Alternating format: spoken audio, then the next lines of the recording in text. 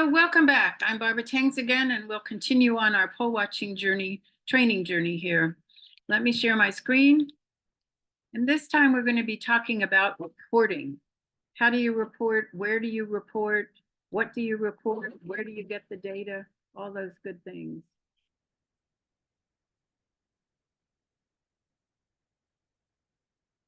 So we've created a paper version of the shift reporting form. It looks just like this. When you get your package, it will have not only your authorization form, but it'll have two report forms. One is the early voting form, and the other one will be your election day form. So it depends on whether you're poll watching during early voting or you're poll watching on election day. And we have two different forms because there's two different bits of information that are collected.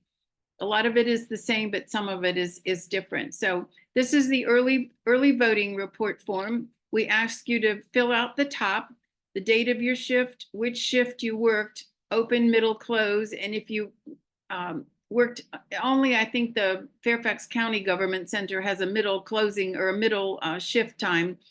The others only have opening and closing times, but if you worked at the Fairfax County Closing Center or Government Center, you know, click on here, add the satellite name, your arrival time and departure time. Obviously, you know your name and cell number, but note down who was the chief, what's his or her name, and the assistant chief.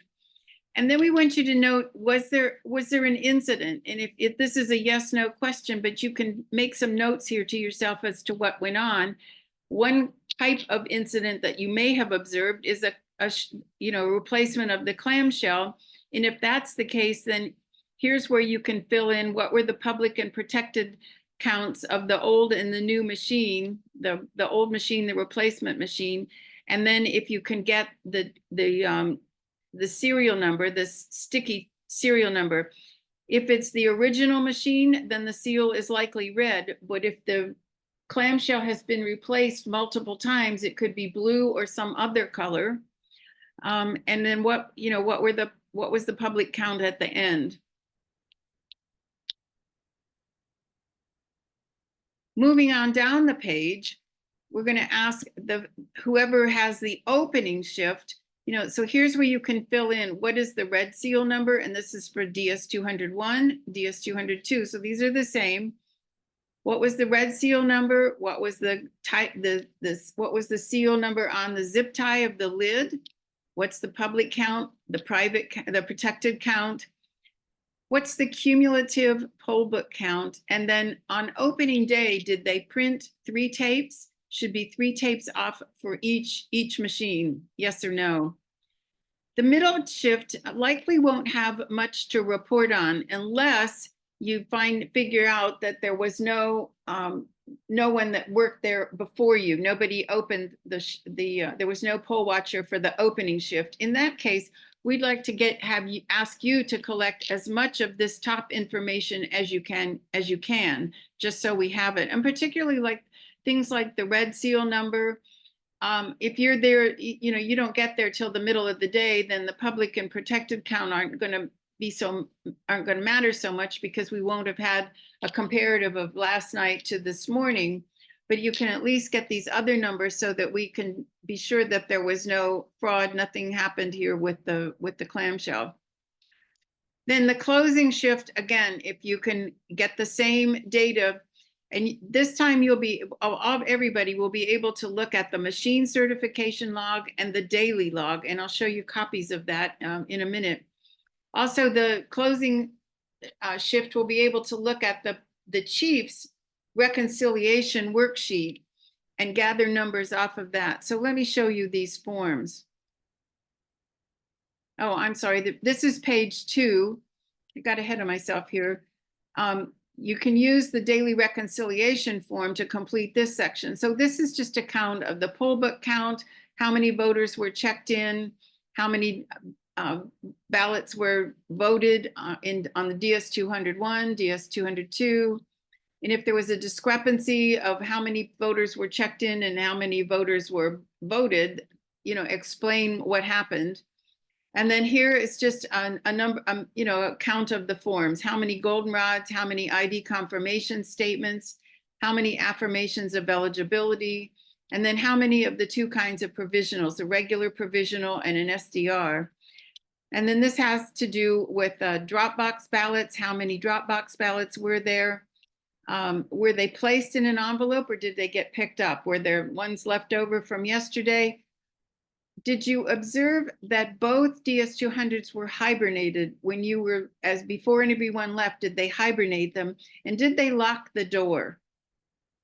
Just trying to manage the chain of custody and see what our observations are from all of the sites. So here are the sources. This is a form that is kept throughout. So these are dates from last year because we don't have the forms yet for this year, but I suspect they'll look very similar. It's a longitudinal daily report. So last year they opened the polls on the 22nd. What was the opening lid serial? The public count was assumed to be 0. They put in the protected number. What was the red seal number? What was the opening ballot compartment seal number, the zip tie seal? And then there should be initials from 2 of the election officers that did this recording. This green side is the opening and the pink side is the closing. So then you'll be able to see the same information at closing. So that's all we ask you to collect. This is where you can find the data to fill in the report form. You can also look at the chief's reconciliation sheet. So he's going to have total voters checked in before, after the total. What are the numbers on each of the DS200s? They're going to count ballot paper. We're not asking you to collect that this time. Just to note that when they're at the close, that the ballot paper does get locked up and put in the gray cart. So here's all the other things, express vote voted, spoiled ballots, and so on. We've reduced the number of things that you need to get, but you certainly need to get Dropbox ballots, affirmations of eligibility, ID confirmation statements, requests for assistance forms. So we're asking you to get all that. Again, you can gather all of that information from the chief's daily reconciliation sheet. The chief knows to expect you to ask about this, so you can certainly ask that, and he or she will be willing to share. Now, the online, I wanted to just show you about the online reporting form. It's very similar to the paper form. We're trying to make it look exactly the same. When you open it, this is from last year because we don't have it loaded yet, but it'll look exactly the same.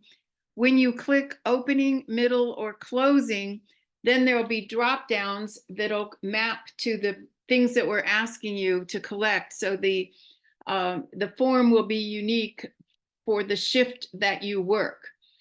This is the website that you'll go to report your information. That's the reporting information. So it's fairfaxelectioninfo.com.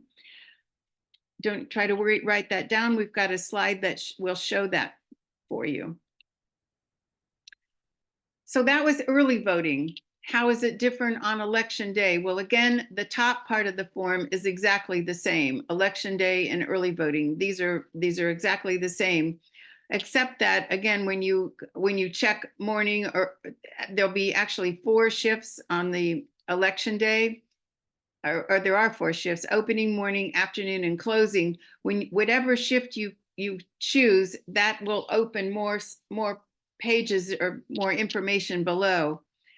But complete what you have. Again, the same thing about the incidents. And this could be not only, there won't be on election day, there won't be clamshell replacements, but there may be some other incident, an extraordinary number of provisionals. There may have been an altercation of some sort. Whatever you observe in your shift, please note it down. So the opening shift, that person writes down the typical, information that we've been talking about: the lid zip tied seal, the red tape seal, the public count, the protected count, the opening poll book. And then were 3 tapes printed. Again, as they open up each machine, it's going to print off this long CVS length receipt that you will see. The morning shift report and the afternoon shift, that's from 9 to, so the opening shift is 5 a.m. to 9 a.m. Mid-morning shift is from 9 to 1. Afternoon shift is 1 to 5. These 2 middle shifts are not going to be able to do any of the counts because there will have been activity going on before they got there. There'll be activity that occurs after they leave. So we're not asking them to collect a lot of data, but we will ask you to fill in this incident, fill in this number, this information about who you are and when you worked and where you worked.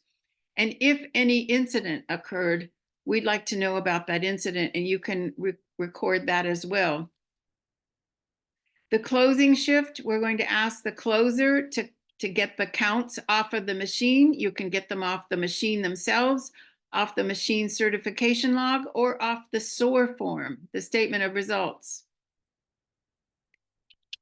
Page 2 of the election day is going to ask more about how many boxes of ballots were there. We'd like to be able to see if there's any correlation between the number of boxes that got shipped and the number of boxes that end up over at the courthouse.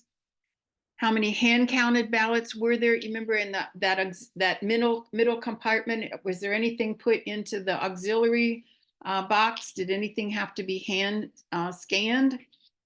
And then how many Dropbox ballots were put in the Dropbox? How many voters checked in? Did they match the cumulative poll pad? If there was anything that was, any difference, then write that in your incident report. And then did all of the officers sign that yellow label you saw before when we showed you about the boxes, when we in the closing section, when they were boxing up the votes, they put a white label on the edge of the box, a yellow label on the top, and that's where all of the election officers have to sign that label. Did they sign it? Yes or no? And did anybody sign the number 6 seal for the cardboard boxes of unused ballots? On election day, there also you're going to see on the SOAR who got how many ballots. So we mostly know who's on the ballot: Donald Trump, Hung Cao, and Mike Van Meter.